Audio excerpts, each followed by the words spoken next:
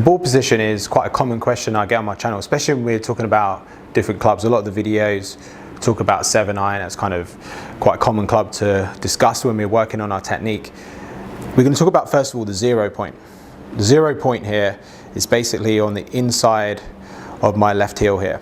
We have these grid lines. You see me talk about these a lot. Basically on this 0 point here, I have the ball in line with my left heel. So my left shoulder, now this does depend on how wide I stand, but for a normal kind of shoulder width stance, you can see I've got my left foot turned out here. The 0 point is just on the inside of my left shoulder here, which means it's behind the center of my shoulder. The center of my shoulder is the center of the swing. So refers to that as kind of the low point. It's the point where the club should be at its lowest point of the journey before it starts moving back up again. Also, that would be the point where the club would reach its most outward point in the journey. Anything behind my left shoulder should be hit from the inside, and it should be hit slightly on the way down. Now, the more we move that ball back, the more the path will change. First of all, more from inside out, and more downwards as well with the attack angle. First up here, let's just kind of do a standard swing, which would be roughly 2 balls behind my left shoulder or my left heel here. So the 0 point, as I mentioned, was in line with my left heel. The 1 ball back, 2 balls back would be the standard position. So this would be a standard position. I would expect to have an attack angle that's, say, 3-4 degrees downwards, and a path similar to that, 3 or 4 degrees from inside out. That would be expectation for a standard ball position. So let's give that a go. So you can see the ball flight on the screen there. It's a tight little draw. So that's my standard ball position. Pretty good shot, take that one. Taking a look at the numbers there, as I mentioned, 3 or 4 degrees downwards, 3 or 4 degrees from in to out, which is exactly what happened there. That was a nice little tight draw. Now, what would happen if I move the ball position to the 0 point? I'd call that the 0 point, which is in line with the left heel. Now, you can see I've got these lines here. If you're at home, you can use an alignment stick. Just place it on the left heel there. That's the 0 point. So anything behind that 0 point would be hit from the inside and hit downwards. So that's one way you can kind of set that up, just with an alignment stick. So I'm going to hit one from the 0 point. Now, what would I expect? Well, I'm going to do the same swing. I would expect that path to be a bit straighter, maybe a degree into out. It's kind of just behind the center of my shoulder here, and maybe less downwards, maybe 1 or 2 degrees down. So just moving that ball position, I'm going to do the same swing here if I can.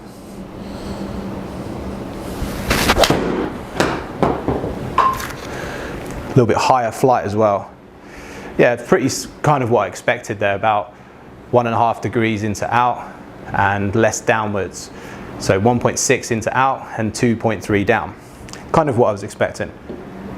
So I'm not really changing my swing here, not changing my stance, the alignment of them, of my feet, just keeping the same width. What would happen now if I move the ball back? So we had the 0 point, gave us a much straighter path. We had the standard ball position, which was 1, 2 balls back behind the left heel. What would happen if we go 3, 4 balls back? Well, I know this is going to change my path. It's going to come more from inside out. It's going to be more down. So I'm expecting more like a 5 to 6 down, a 5 to 6 degree into out swing. This is what my expectation is.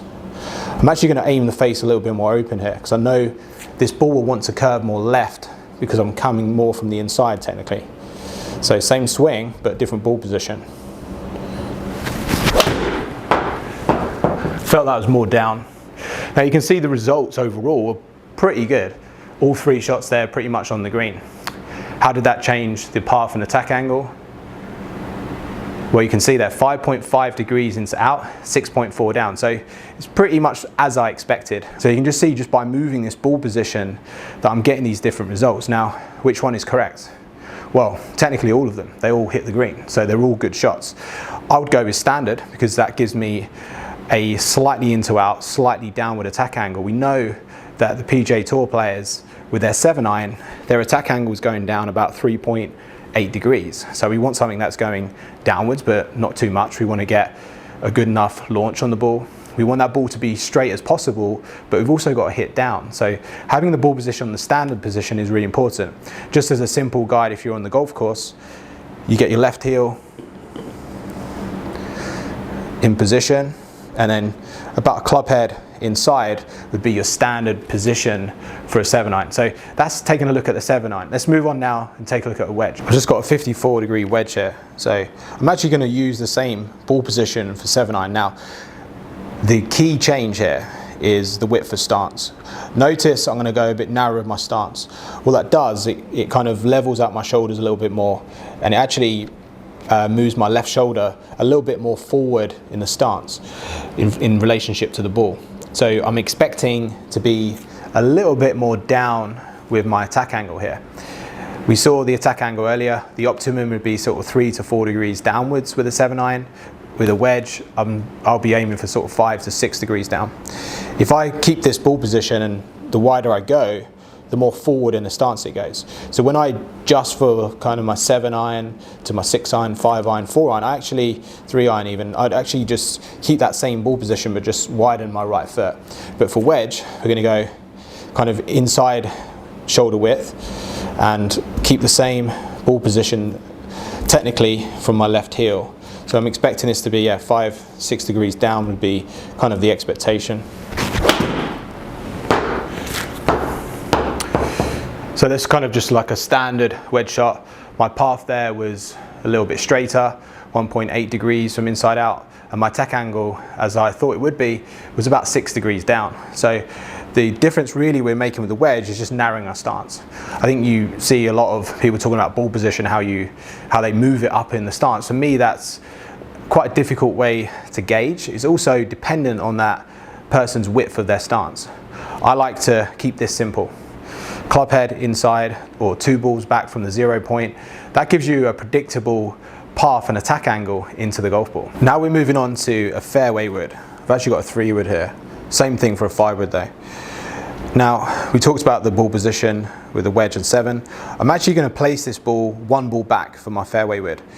The challenge we have with fairway woods is that there's a lot less loft. It's actually one of the hardest clubs to hit because it's the longest, least lofted club we hit off the ground. We're going to talk about driver later, but fairway wood first of all. So I'm actually going to have this on the 1 ball back position, as you can see there. Keep my left heel in position. I'm actually going to stand a bit wider here. So again, this gets my attack angle, like I said earlier, the wider I stand, my left shoulder moves more backwards. Right, I still want my left shoulder in front of the ball here, but not too much. I'm expecting attack angle here of say 1 to 2 degrees downwards. Also, I know having the ball further forward, that's going to straighten out my path a little bit, as I mentioned earlier. So expecting a straighter path than the 7-iron and a less down attack angle, say 1 to 2, that would kind of be the aim. So fairway wood, wider stance, ball 1 ball back. Let's see if this changes my attack and path here. Okay, it's a pretty good strike. So I'll take that. Path there was 1 degree into out. Like I thought having that ball further forward, and this is really important. If you're able to practice with a monitor like this, it really does show you. Attack angle was 0.3 down, which is just about enough. So they've been very shallow, but it's enough downwards there to just get that low point in front of the golf ball. So you have to be careful with the fairway. You don't want it too far forward. You're going to struggle to get that attack angle down. And at the same time, you don't want it too far back because you're going to hit down, you're going to struggle with that launch. So fairway woods there, just have that 1 ball back from the left heel should help you get that attack angle and path pretty good into the golf ball. Moving on to the driver here. When we take a look at guys that play on the PGA Tour, we know their attack angle actually on their driver is around a degree down. I think it's like 0.9 down. We know the girls, they hit up about 2.5 degrees. So having the ball further forward does promote more of an upward attack angle. Also widening the stance or tilting the shoulders, that also will help you shallow that attack angle out. The path is also very dependent here on the attack angle you get on the golf ball. But for the driver, just as a standard position, and this can vary from person to person depending on the shot they want to hit. But just for a standard setup here, we're going to go ball on the 0 point. We're going to try and get this path coming in as straight as possible, the attack angle as level as possible. I would say for me, my optimum would be around 1 to 2 degrees into out, and a similar attack angle of say 1 to 2 degrees up.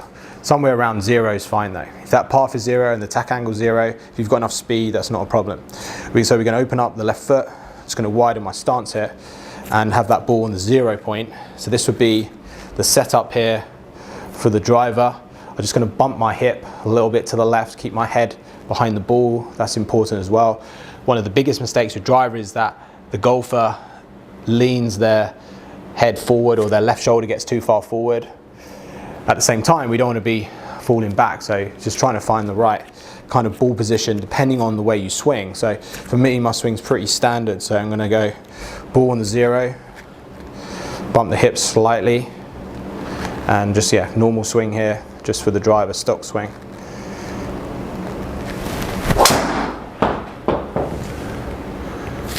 Okay, path there must have been very straight.